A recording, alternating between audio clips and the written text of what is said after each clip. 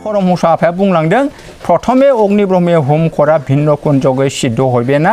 आरो लक्ष लक्ष प्रकार जत्न करिले हयबेना इहा ध्रुव सत्य जानिबे होननाया बिनि रोखा सैथो बाथ्रा बियो गुबै सिबिनाय खान्थि होनोब्ला नैबे जग्य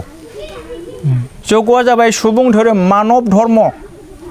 ख्रिस्टानाबो होनो हायो मुस्लिमाबो होनो हायो हिन्दुआबो होनो हायो एसेबां पृथिबियाव सुबुं दं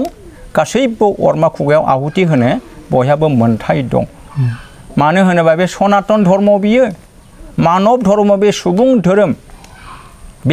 धोरोमखौ मावोब्लासो सारिमुथि जिबिनि धर्म जायो मुलुग संसारा गोजोन थासारियाव फैनो हायो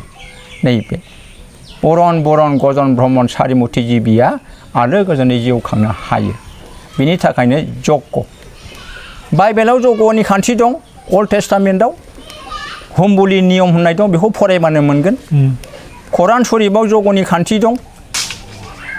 दिल्लीनि राजा आकबरा हुमायूननि फिसाला आकबरा जग्याहुति होलांदोंमोन ओम सुरगुरु मन्त्रखौ ओमकार जप प्राणायाम खालामलांदोंमोन हिन्दु मुस्लिमनि गेजेराव सिबिनि थाखाय दिन इलाहि होननाय धोरोम फोसावलांदोंमोन नाथाय बे धोरोमा थिखियासै उनाव बायलांदों होमबा जों दिनै नुनो मोनो कुरान शरीफआवबो जग्यनि खान्थि दं बेदाव दं उपनिषदाव दं उपनिषदा 12 खान बेदा गांब्रै जग्यनि खान्थि दं भागवत गीतायाव दं पुराणाव दं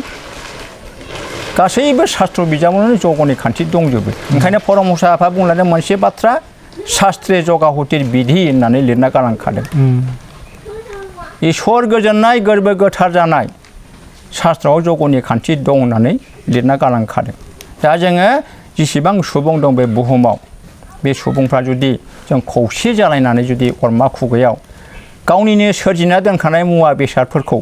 गोदै गोथाव मिलौनाय मोदोमफ्रुनाय मुवाफोरखौ सायख'नानै अरमा खुगायाव आहुति होयोबानो बे धोरोम जायो सारिमुथि जिबिनि धोरोम जायो मुलुगाबो बेजोंनो सोदां जायो दूषित गेस बाराव गेसाव गोफोन मोनामनायाबो दानगार जायो मोजां अखा हायो मोजां अन्न सृष्टि जानो हायो बेनि थाखायनो जग्य बेनिखायनो परमहंस आफाया बुंलांदों प्रथमे अग्नि ब्रह्मे हुम खरा भिन्न कुंजगे सिद्ध हयबेना आरो लक्ष लक्ष प्रकार जत्न करिले हयबेना इहा ध्रुव सत्य जानिबे होननाया बिनि रोखा सैथो बाथ्रा बियो